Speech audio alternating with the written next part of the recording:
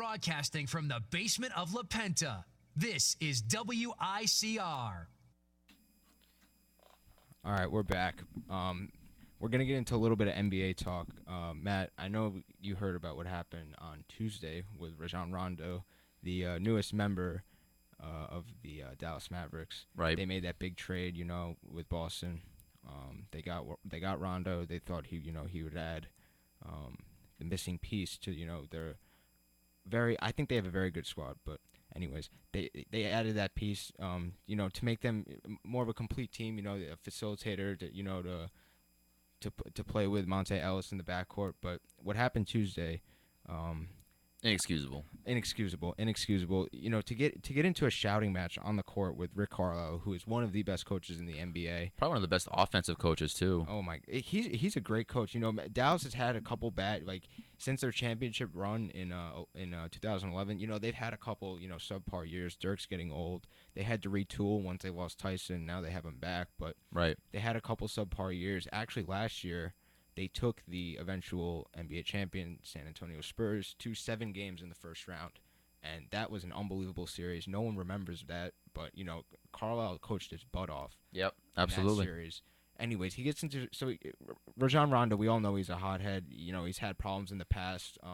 Maybe things went a little under the radar. That he was a little bit more controlled, I would say, when he was in Boston because he was playing with 3 Hall of Famers in Garnett Pierce and Ray Allen.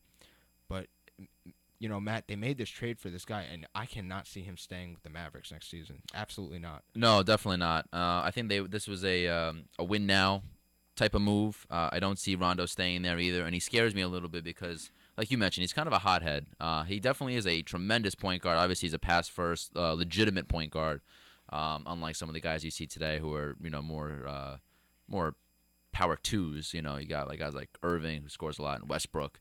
But Rondo definitely is a pass-first point guard, and there's been debate whether or not the Knicks should go out and get him. But he scares me a little bit having that kind of attitude on the court that he does, and especially if he's gonna have a shouting match on the court in front of a live audience and in front of all your teammates, showing up your coach like that is just inexcusable.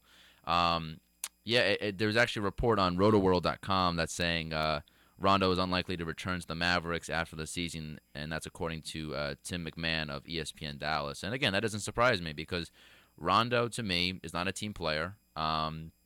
If things don't go the way he likes, he pouts. And if he couldn't get along with 3 Hall of Famers and Ray Allen, Paul Pierce, and Kevin Garnett in Boston, who had Doc Rivers as the coach, I don't see who you could possibly get along with at all. I mean, unless you have a guy like LeBron James keeping you under his wing. If you look, perfect example, look at guys like J.R. Smith and Iman Shumpert, who, J.R. Smith especially, who was known to be kind of an afterlife guy in New York City, and goes to Cleveland, and now he's, a good soldier, and now he's, the 6th or 7th guy on the floor who doesn't have to be the guy. With the Knicks, he was the second scoring option. Now with Cleveland, he's had a resurgence. But I think it really depends on who you have around you and the type of personalities that can kind of, keep you intact. Yeah, and the Mavericks, they decided to suspend Rondo, and rightfully so, for Wednesday's game. Right. I believe against Atlanta, and Carlisle in his presser, he came out and said, we're going to move forward from this. We suspended him a game. He's going to start on Friday, so I guess we'll see what happens. What remains to be seen. But like you said, the Knicks should not touch this guy. If the Knicks acquired Rajon Rondo next year, this would be a classic Knicks move. Going for the name and ending up with a bad locker room guy, a hothead, a la Stephon Marbury, and the trades of the past. But sticking with the point guards, something else that happened a few days ago was, unfortunately, Derrick Rose. He got hurt again, and for a guy that has come back from almost, I wouldn't say the same injury, but he's come back from these knee injuries over and over and over, and to see him go through this again, it's tough to watch, but I almost don't know what to. When I heard the news that he tore his meniscus in his right knee again, I almost didn't know what to say. I was speechless. I was absolutely speechless. Yeah, it's definitely hard to watch, especially with a guy that's come back several times, like you said now. And obviously when he's on the court, he's one of the best players in the game, no question about it. Obviously from his MVP days, being drafted #1. But it's kind of turning into like a Brandon Roy situation. I mean, remember Brandon Roy coming up with Portland, had huge years, was the Rookie of the Year. Everyone was saying he was going to be, a star, and now he's out of the league. He he had injury problems just got to him, and it's one of those things that how many times can you keep going through similar or the same injuries, come back from it, and hope that it doesn't happen again or recur again? It could just be one of those things that maybe the Bulls need to try to move on from him if they could. I mean, they still have a good squad as it is. I mean, obviously everyone knows that Joakim Noah is the leader in the heart and soul of that team once Deng left. So it's Noah's team, and they have a good overall team along with Butler and Pau Gasol over there as well. So and obviously with Tom Thibodeau, who's one of the best defensive coaches in the game. So obviously, losing Rose definitely hurts them, and it gives Brooklyn a very good shot, obviously, now of making the playoffs. But, yeah, it's tough to watch, man. I mean, Derrick Rose is one of those guys that you love to watch in the NBA because he's just so exciting. He can put on a show every night, defensively and offensively, and it's just another lost star that we have. And maybe it's going to be one of those things that kind of like a shooting star. It happens, and then it's gone, It's going to be interesting to see what happens in Chicago next year just because of not only the Derrick Rose situation, but the Tom Thibodeau situation, the upcoming free agency involving Jimmy Butler's unrestricted free agent. I think they're going to bring him back, but I think it could signify the end of an era in Chicago. Who knows which direction they're going to go with Derrick Rose? I mean, I know they would like to keep him, and I don't know if you have been keeping an ear open to exactly the talk that's been coming out of the NBA. People, experts are saying there's stuff coming out of Chicago saying Thibodeau he pushes his guys too hard, he doesn't manage minutes well, and I mean obviously the Bulls and their fans and just the whole community out there, they're probably a little bit outraged with Tom Thibodeau and the way he's managed his team. Joakim Noah, I remember watching after one of the Bulls loss. He was very upset, but he came out and said, Thibodeau treats every game like it's a game 7, and that's true. He's a great coach. He's a great defensive coach. He schemes well. He draws up great plays. He gets his guys to play 100% every game. But at the same time, you're running your guys into the ground. Derrick Rose now, his career is in jeopardy. There's no doubt about it. But yeah, I think this injury could signify the end of an era. We'll see what happens, next season. I don't see them going very far in the playoffs. I don't know if I don't think so either. And if you raise an interesting point, whether or not it's a good time just to blow up this kind of team. And listen, if there's been kind of reports out there that there's been rifts with Chicago ownership and Thibodeau. Listen, if I'm the Knicks and Thibodeau's available, and Thibodeau was obviously part of the Knicks coaching staff years ago. Right. I'm calling him as soon as he's available. I was thinking the same thing, but the only thing is you would have to pay Derek Fisher his $5 million on top of Thibodeau. Thibodeau would probably command $6.5, $7 million. So you're paying $12 million a year for coaching when you're paying Fisher, who wouldn't be your coach. That would be a strange situation. And one more thing about that is that Thibodeau would want complete control of personnel in the roster, and there's no way Phil Jackson is giving that up. Well, yeah, I mean, you make a point there too, but then again, you're also paying Phil Jackson $12 million a year, and what has he done so far? I mean, obviously, This is going to be a big telling season for him in 2015. But you're right. I mean, he's going to want complete control. I mean, maybe there's some way that they could, have some kind of peace talk between the two, because obviously having a legit coach on that team, a guy that can really, hold guys accountable, because really, I mean, I know Fisher was very well respected in the NBA, pretty much up until the whole fiasco with the Players Union when he was in his last year. But obviously, nonetheless, he was always a respected point guard and player in the game, but he's still a very young guy. And really, to me, for a team that's going to be having a lot of young guys going forward, you want a guy that can ignite them and get them excited and get them going and keep them on the same path. And even with Rose's injury, Thibodeau is going to still ride these guys and still going to play these guys hard. So you want that kind of guy in the team. So whether or not, the Knicks can get a guy like Thibodeau, you hope that Fisher can kind of mold into that. Because to me, honestly, Fisher looks very soft right now on the sidelines coaching, and I don't think he holds these guys as accountable. And especially, I mean, I don't know if you read the tweet the other day from Phil Jackson after Cleveland came in and obliterated them. I mean, my goodness, Phil, you put these guys on the court, I mean, and now you're blasting them. I mean, at least give them some encouragement. I mean, you're the one responsible for these players this year. Your team is basically the Westchester Knicks right now.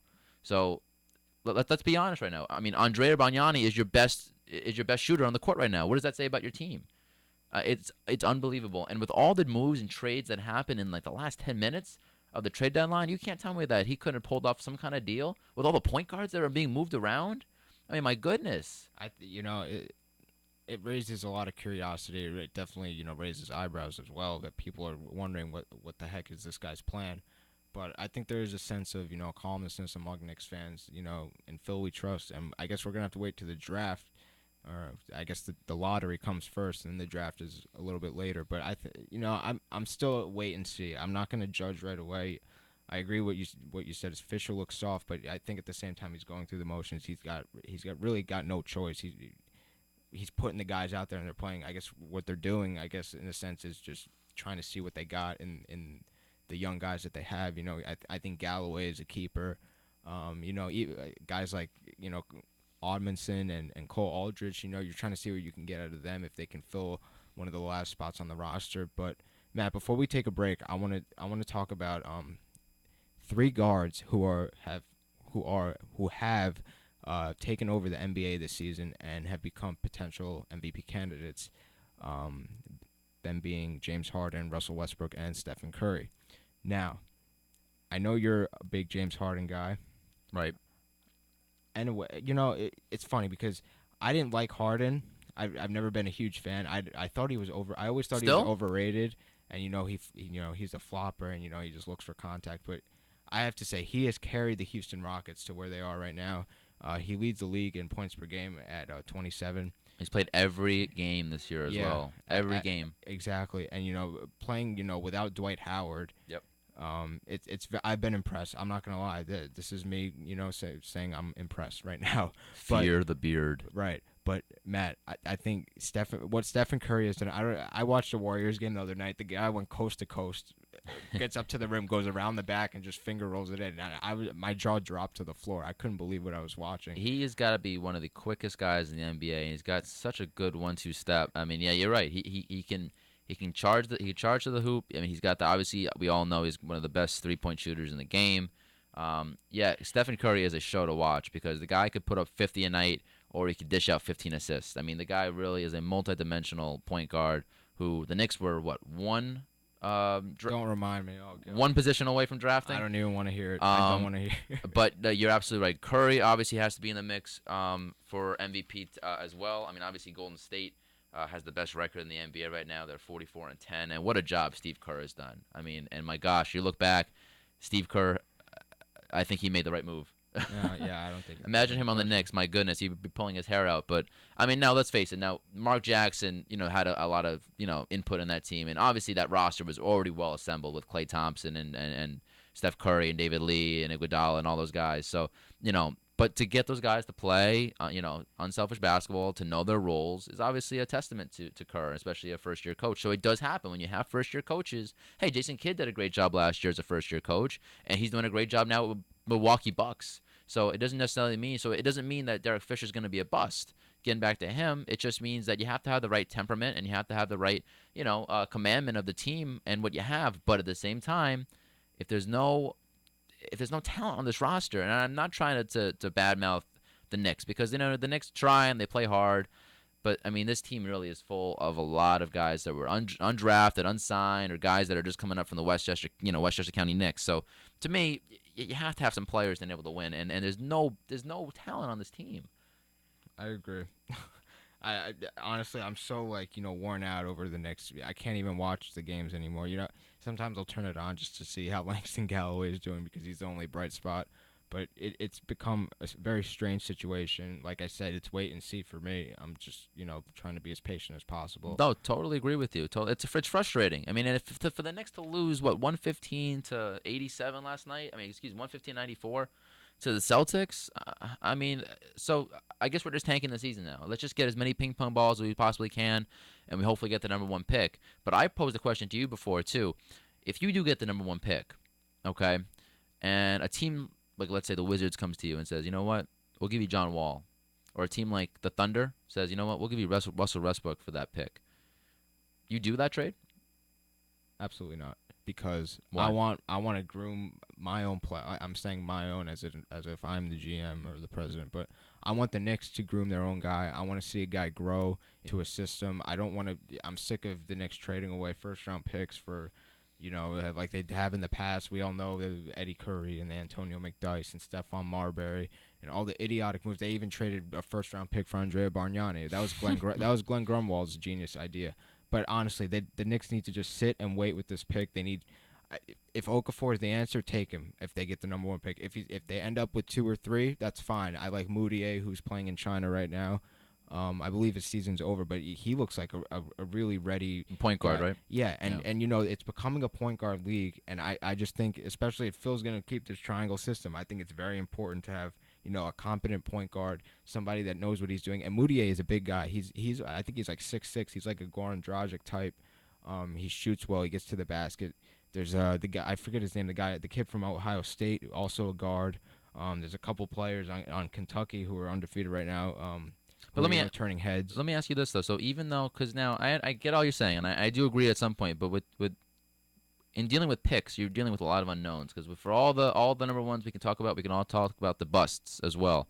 And there's no sure thing. I mean, who's to say that these guys are all going to be sure things? Whereas you get a guy like John Wall or a guy like Russell Westbrook, who the Oklahoma City Thunder may not even be able to keep, depending on the salary contracts of Durant and Westbrook going forward. You're telling me if the Thunder come to you and say, we'll give you Russell Westbrook, just give us the number 1 pick, you would turn that down? If you're the Knicks right now. I certainly wouldn't be able to make that call. I don't know if Phil would pull the trigger on that. It's tough, because Carmelo's, he's getting up there in age. He's in his 30s now. He just had his surgery. He's going to be on the shelf for 4 to 6 months. Hopefully he's back for training camp if all goes well. But it's tough because, Westbrook, he's had his, history of injuries as well. It's just tough. That's the only way I could put it. I would like to see the Knicks groom their own guy and, let's get a home.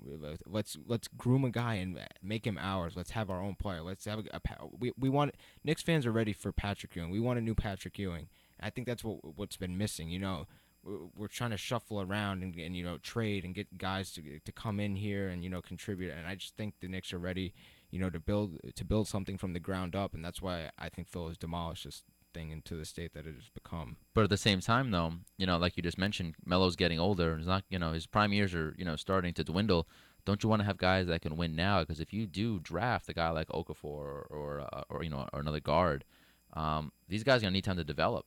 So are you willing to not waste, but are you willing to kind of forego another season? I mean, I guess it depends also who you get in the free agency, but yeah. Are you willing to go, give this guy a year or 2 years to really get into the groove? And at that point, Melo's going to be 33, 34. Do you really want to, waste another year of Melo where he could be fully healthy by next year? It's a tough call, and that's why I'm not making it. Matt, we got to take a quick break. We're going to come back with a quick 5 minutes. I want to talk a little bit. We're going to do a little bit of, upcoming NFL, the combine just happened over the weekend. Free agency starts in a couple weeks. I'm excited because the Jets have a lot of cap room. They have a lot of money to spend. So we'll do a quick couple minutes on that, talk about the drafts, and then we'll get on out of here, all right? We'll be right back. Sounds good.